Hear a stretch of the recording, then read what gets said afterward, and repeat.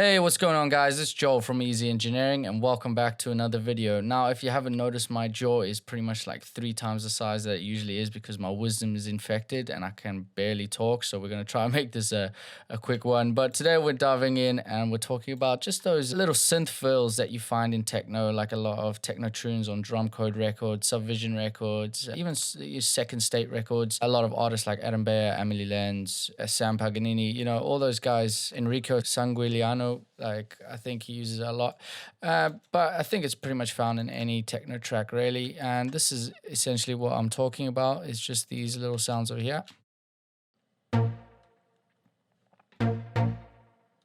Yeah, so that's what we're going to be making. This is what it sounds like in the whole mix.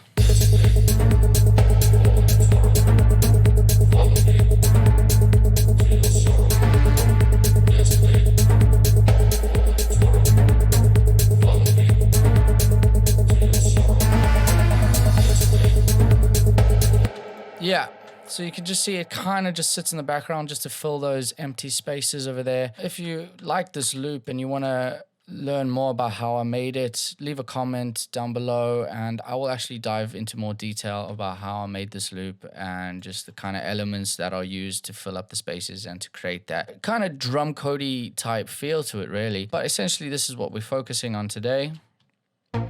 And essentially, let's just go through it. So what it is, it's an analog plugin that I'm using, the stock plugin from Ableton. And what I've done is I've got a square wave over here and a saw wave over here on my 2 oscillators. So on my square wave, I've dropped it down by -2, so down by 2 octaves. I've detuned it a little bit, and then going on to the second oscillator. So I've got my saw wave, I've detuned it up again by 1. And this is just to kind of add the thickness. If you can hear, it's just the difference. Actually, let me get rid of all these things over here quickly. Right. Okay, so, and I've got you. Right, now if I bring it up, this by 1 and this also by 1.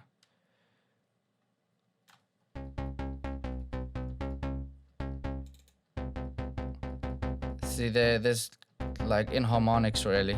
So what I've done is, and it just kind of adds a little bit of thickness, really. So next, what I've done is I've run it through a filter. Over here, I've kind of just added this little pitch envelope just to my second oscillator, to the saw wave, just to kind of add a little bit more sharpness, a little bit more. It's a very sharp pitch down on the second oscillator, and it just, yeah, it just kind of brings a bit more thickness to the sound. Next, I've run it through a low pass filter. I've kept the filter cutoff at 70, resonance at 21, brought up the envelope to about 6, and I've obviously messed around with the sustain, so brought the sustain well down, and I've messed with the decay to get like the sound that I kind of want, rather than. So just, yeah, they're just over there. Next, I've extended the release of the overall amp envelope, and I've added legato. Next, what I've done is I've just kind of put vibrato on and detune on, and I brought it up to about 46 and just a subtle hint of vibrato at 7%. See, this is with it on, with it.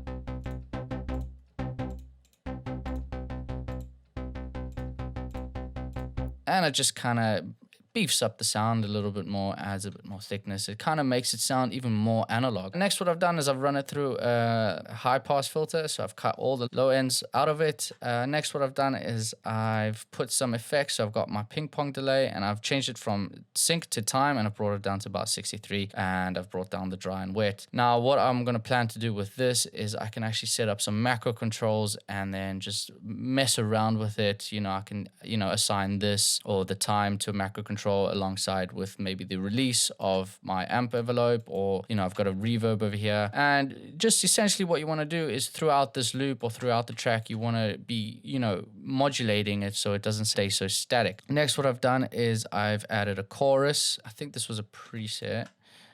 I'm not sure. Yeah, just the chorus preset over here.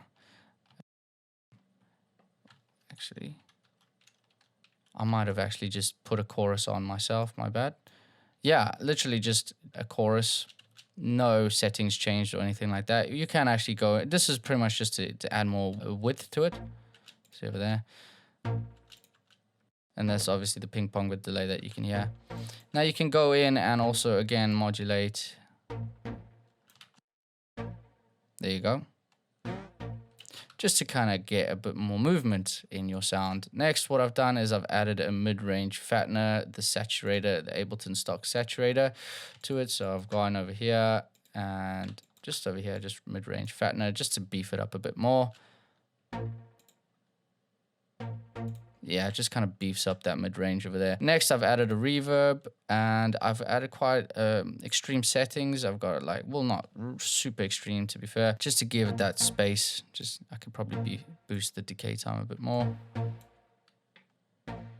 There you go. And then just to kind of glue it all together and squash it and make it sit more tighter in the mix, I've just added a compressor with medium ratio with fast attack and then a medium release. And that's where my threshold sits. And that's it. With it out.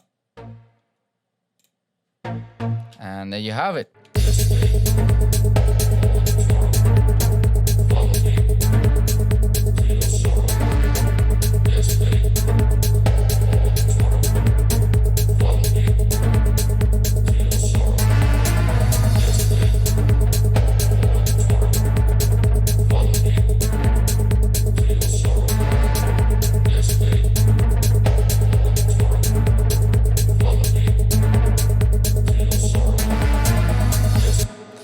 So there you have it. That's pretty much just those little kind of synth fills. Now you can obviously go in and change your saw to a sine or square or triangle or whatever. Obviously, you know, depending on what synth you use and what waveform you use will influence the overall sound. But essentially what you're trying to do with this type of sound is you want to try and keep it quite analog. You don't want to make it sound too, I want to say like modular. You want to sound quite, I don't want to say natural or organic either, because these sounds aren't really organic or natural, but they're quite more melodic in that sense. And this is why you know it's used in techno, because then you can kind of build upon these patterns to add a little bit more melody to it, like as you can see over here. But essentially that's pretty much it for the video. Like I said, if you want to learn more about how I made this loop, drop a comment down below. And if you like this video, leave a thumbs up. Subscribe to this channel if you want to see more videos from me. And I hope you enjoyed this video, and I'll see you guys in the next one.